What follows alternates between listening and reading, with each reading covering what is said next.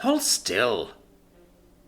The Hodov, seeing to Jack, gently slapped his arm, as she rubbed some gel into his burns, which quickly stopped stinging and gave way to a cooling sensation.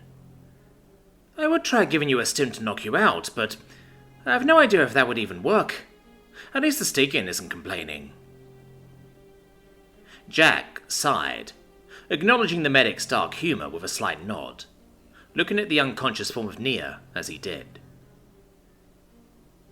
Upon being escorted by Captain Ivar and his squad to the surface, he had been quickly medevaced to another clan bosom holding that had been converted into a temporary hospice, with several of the clan wizards working in tandem to also begin teleporting those that had fled to the school.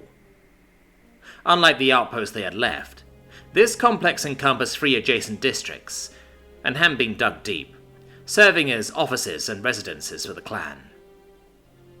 It was in one of the larger buildings that the respectable medical wing was temporarily expanded to encompass several nearby rooms to cater for the large number of injured, with more being carefully brought in by a horde of porters, one at a time.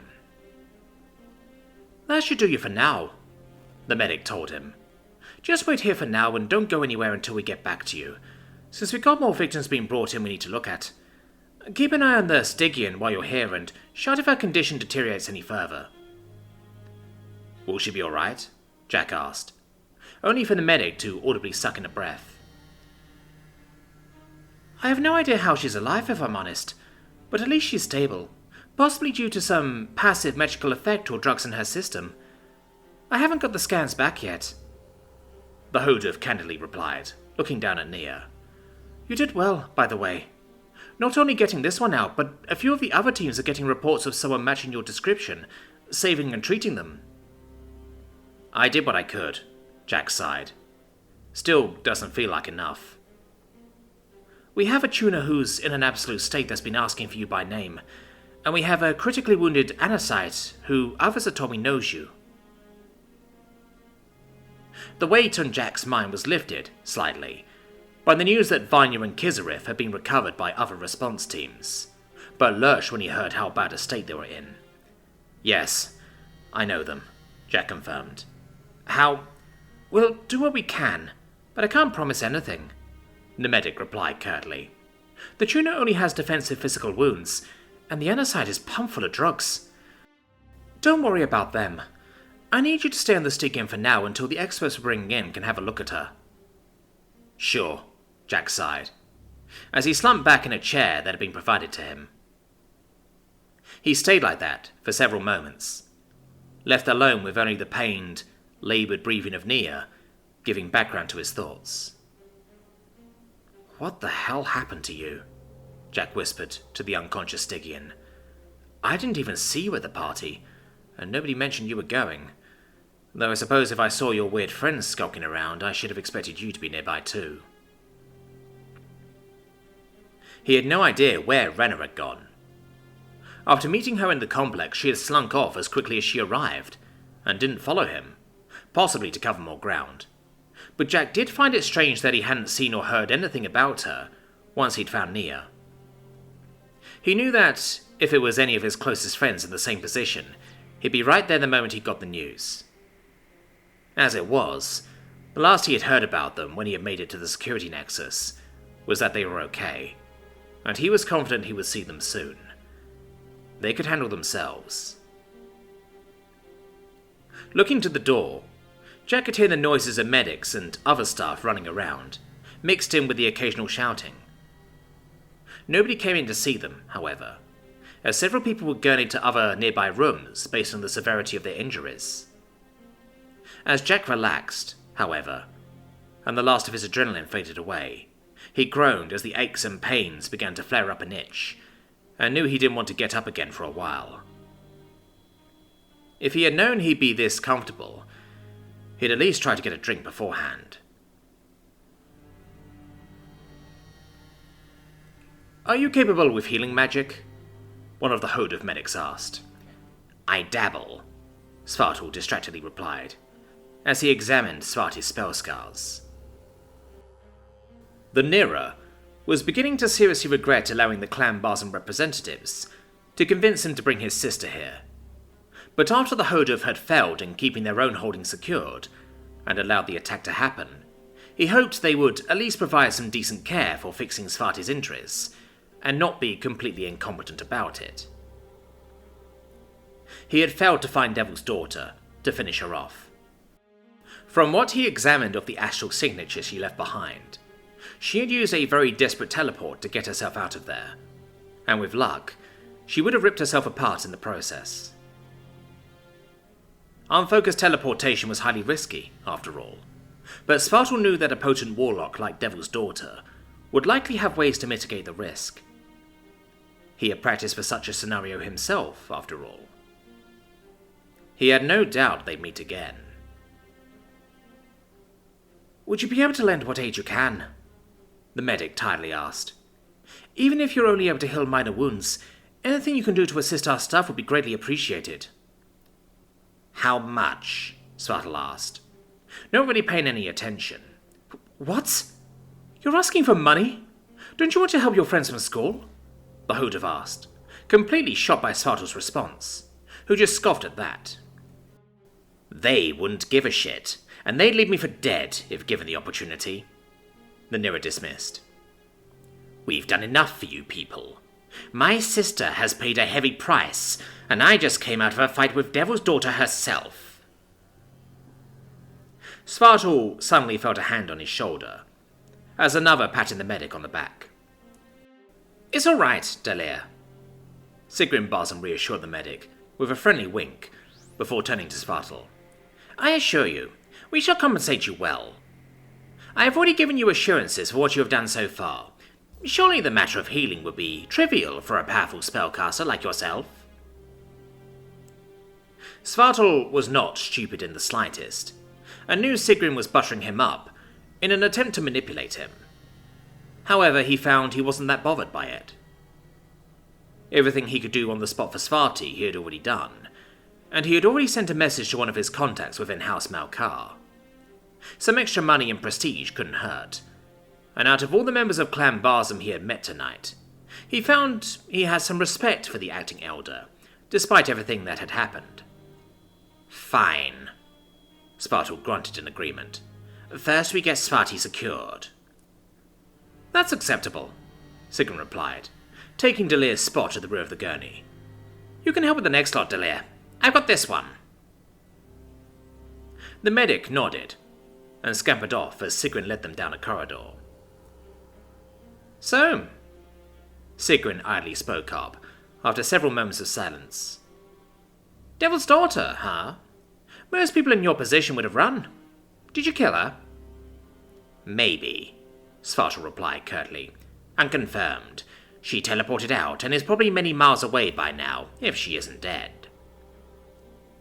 "I'm kinda curious why she went after you and your sister, though," the Hodov asked casually. "Something about your sister's stuff clearly piqued her interest." "More devil-spawn lies," Spartaw growled. "She accused my sister of stealing a family heirloom that is ours by right. I'm not going to give the words of an enemy much credence. She probably wanted to take it from us while making up a justification. You saw what my sister did with it." "That I did," Sigrid nodded. "I've called in a favour with a cabal of wizards that I've worked with in the past, since we've got reports of some other magical wounds among the injured, and they can hopefully treat your sister. Unfortunately, Clan Barzum does not have much magical talent in-house, but perhaps that could change." Spartaw didn't look too curious, so Sigrid got to the point. "From what I understand, you are aligned with a drow house, but perhaps instead you and your sister could be aligned with Clan Barzum." Spartaw scoffed at that prospect, but Sigrid didn't appear perturbed in the slightest. "As an adventurer, I have learned to work with all sorts of people. Mercenaries, idealists, good, bad, and neutral. Most of the elders of Clan Barzum would disagree with the idea, as you have, but not me. But if you and your sister could be a good fit. We need magical talent, and I haven't met anyone that can do what the two of you did tonight." "Not interested," Spartaw sneered. "I am no oathbreaker, and House Malkar offers much more than you ever could. Security, for one thing." If Sigrid was offended by Spartaw's response, She didn't show it. I don't expect you to accept my offer right now, but perhaps you will remember this conversation. The Hodov inclined her head with a sly smile. The offer to join us and work for me is an open one, but perhaps if your contract allows for it in the meantime, I could hire you for jobs if they don't conflict with House Malkar business. I wouldn't count on it, Caro squawked from atop Spartawolf's shoulder, peering at the unusual Hodov with curious eyes. My master is far more than a common mercenary. Fair enough, Sigrid nodded, and dropped the subject. You will be compensated well for tonight, and the elders may wish to speak to you. Spartawolf sighed heavily at that, making it clear he was not in the mood for pointless chatter. Very well, Sigrid sighed, while indicating a room at the end of the corridor. You can keep Svarti in here. From what I've seen of wizards overcasting beyond their natural limits, rest is the best medicine, but guidance and corrective therapy will help. She can stay here for as long as she needs. We shall see. I want to be nearby in case Devil's Daughter tries to make another attempt. If she comes anywhere near us, I'll end her.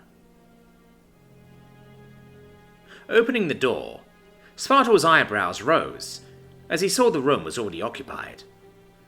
Frost was sat in a chair at the end, and had just perked up on seeing the newcomers, though his look of curiosity quickly turned to shock as they wheeled Svarti in, setting her next to the other comatose patient in the room.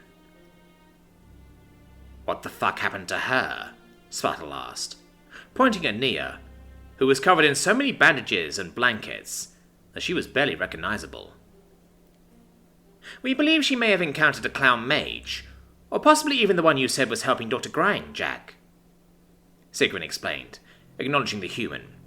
Good to meet you in the flesh, by the way. Sigrun Barzum, acting elder. A pleasure, Jack acknowledged with a nod. Will Svarti be all right? We won't know until the mages look at her, but they're on their way. But I need the both of you to help keep our patients stable until the extra medics we've hired get here. We've got some droids at the school helping, but there's apparently been some issues with them, so we're bringing victims here and setting them up for long-term care. Are there guards for my sister at least? Spartawolf asked, sounding annoyed after quickly gazing for barely a moment upon Nia's aura, disappointed that it didn't look anything like the aura of Devil's Daughter. A foolish thought. I can have a few of our young reservists guarding the door within a few minutes, Sigrun quickly agreed. Our home districts are on full alert now, but I prioritized our local troops of getting the wounded here. I'll protect them, a high-pitched voice squeaked out, as Tachika peeked out from under Sparti's makeshift blanket, creating some kind of magical sparks to try and look tough, in an utterly non-intimidating manner. I am sure you will protect your master to the best of your ability, Tachika, Sparta replied, with a barely concealed smile, before he turned to his own familiar. Caro, guard the room. Alert me immediately if anyone enters, and stall them until I arrive, especially if they're magically active. If hostile, engage and kill them. By your command, master, Caro squawked, as the Corvid began using their innate magic to conjure arcane protections. I'm sure that won't be necessary, Sigrun sighed, as she led the two boys to another, larger room with more victims, nursing smaller wounds. But your familiar doesn't strike me as having healing powers. Yes, that's right, Spartawolf hesitantly replied, as his eyes fell on Jack, who had no doubt in his mind that the Nero was lying to some degree, due to him being around. In truth, Caro had some limited ability to heal himself and his master, which he had already fully utilized during the fight with Devil's Daughter, but he didn't want to reveal that information publicly. Both Jack and Spartawolf awkwardly followed behind Sigrun, not saying anything to the other, while occasionally sneaking a glance at the other's wounds. They could clearly see that they had both been through their own personal hell tonight, though as the door opened to reveal the large hall with conscious wounded, both boys knew it could have been a lot worse. The first person Jack saw was an orange-furred creature with 4 arms and a short, thick tail who had taken multiple hits with plasma and laser fire, and was shaking so vigorously, Jack had to ask a passing medic for some kind of sedative, because there was no way he was going to trust himself to administer drugs with his extremely limited medical knowledge, which didn't even account for alien peoples in the first place. Making sure to keep his tone of voice light and reassuring, he gently cut away at the burned, melted fur, before rubbing in liberal amounts of cooling gel while avoiding the blisters, eventually wrapping it up in a sterile dressing, while cautioning the student, who had shakily introduced himself as Zinqueth, to not pick at it despite how itchy it would get. The second student was much the same way, though initially much calmer. Beers was of a blue avian species with a scrunched up face, who winced as Jack removed several of her singed feathers near her wounds that were all grouped close together. Talking to Jack to distract herself from the pain, she speculated that one of the clown commandos, or maybe even one of the named, had taken a shot at her. Fortunately, she had apparently made it back thanks to the help of Spartawolf of all people. He was surprised, but glad to hear that. Perhaps his words did reach the Mirror after all. The third person he helped was of a more exotic species he was less used to, but he didn't let that get in the way of doing what he could to help them. The closest thing Jack could describe them as was some kind of feathered serpent from Aztec mythology on Earth, naturally floating off the ground through some aspect of their biology, likely as an offshoot of their natural affinity for sorcery, as Abida was happy to inform him, as Jack tried his best to secure a bandage around them. According to several witnesses, Abida had managed to slay several clowns in the opening moments of the attack, assisting Elder Torvin Barzum, who mounted a desperate stand at the thickest point of the assault. "He told me to run, and I did," Abida hissed morosely, as Jack ended up wrapping a bandage all around their serpentine body. "I should have stayed. Maybe I could have—" "No," Jack interrupted, as Abida stared ahead, his spectacles askew. "He wanted you to get out of there, and you got out. You did what you could, and from what people have been telling me, you saved a lot of lives yourself through your actions." "I saw the Elder die," Abida sighed.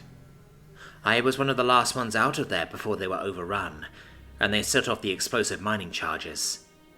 The only reason I survived was because I followed Luvian Estix and her group of survivors to the entrance before I blacked out." "I hope you feel better." Jack patted him on the closest thing he could estimate to his shoulder, as he finished up with Abida's physical injuries.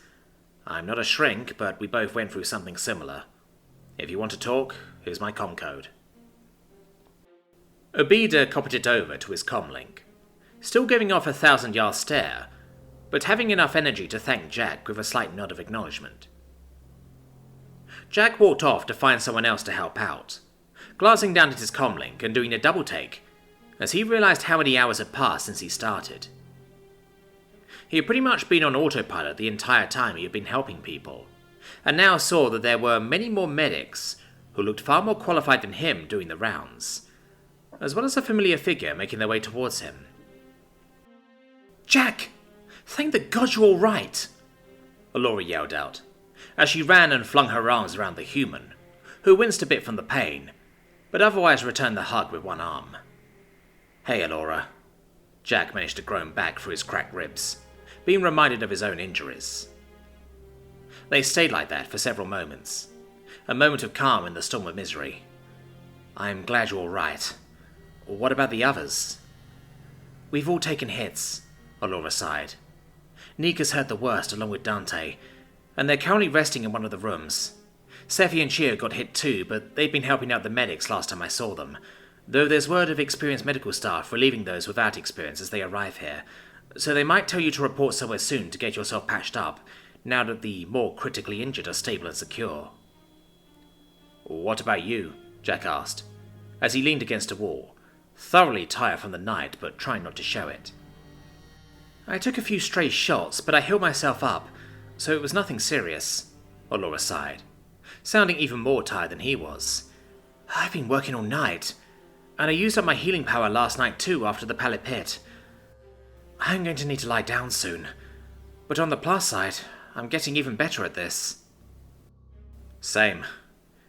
It's amazing what moving from one near-death experience to the other will do to give you experience in surviving it. Jack quipped with a slight smile. Yeah, Allura softly replied, with a heavy exhale of breath. Not everyone was so lucky. While it could have been much worse, so many people died tonight, and Clan Barzan are still recovering the bodies they can. I saw them bring Arlox in, Jack. I've never seen Krill so distraught before in my life. He went in with some priests that will try and bring Arlox back, but even if they manage to do that, he'll never be the same. Jack shut his eyes tight, as the news of Arlox's death washed over him. He had liked the aquatic boy, in the short time he knew him, and had fun playing Deathpool on the same team as him. And it wasn't just him. He hadn't known the Crypts or even Killer Kush for that long, but despite all the shadiness and the latter trying to kill him, Jack still found that he mourned for them all the same. They had fought a common enemy in the end, even at the cost of their own existence. Even among the living, many of us will never be the same. He finally spoke out, as Allura held on to him, knowing his pain. This was meant to be a good moment we could all enjoy, and I just... He couldn't bring himself to finish the sentence, just saying, sorry. He and Allura just stayed there in silence, neither having any words with the other, as the reality of the aftermath hit home.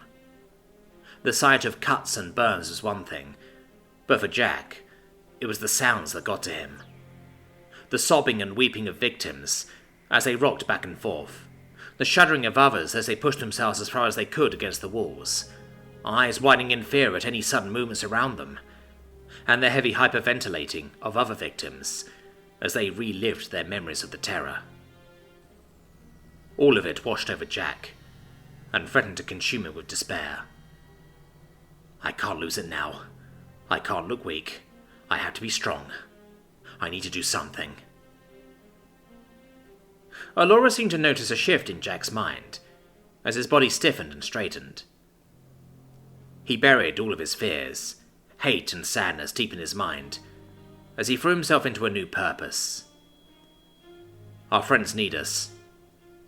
Jack spoke up with a new edge to his voice, as he looked to Allura, who nodded in agreement. Can you talk to Vanya? It can't be me. I don't know how far it got, or if it was definitely what I thought it was, but I had to leave her alone after what happened. Oh gods, Allura quietly gasped, understanding what Jack was implying. I had heard rumors from others, but I never thought...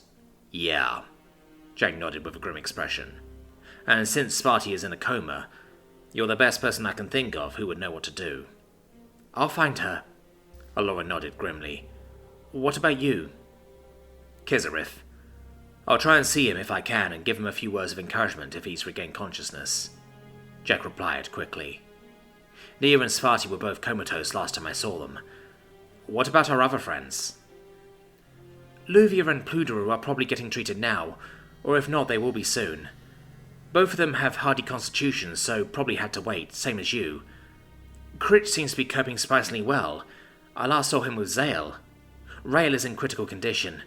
Maybe you'll see them when you see Kisarith. Don't know about anyone else we know, so I hope they're alright. Yeah, Jack nodded, before a group of medics wearing green uniforms approached them. You two, we've been looking for you, the leader called to them, not unkindly. They were a short being with extremely pale brown skin, large black eyes and a snout with whiskers. In a way, he looked similar to the rat-like Lister, but was more mole-like in Jack's eyes. Apologies, we'll get back to work, Lecter. Allura tightly sighed. No, the Lecter replied, with the closest thing to a friendly laugh they could manage given the situation.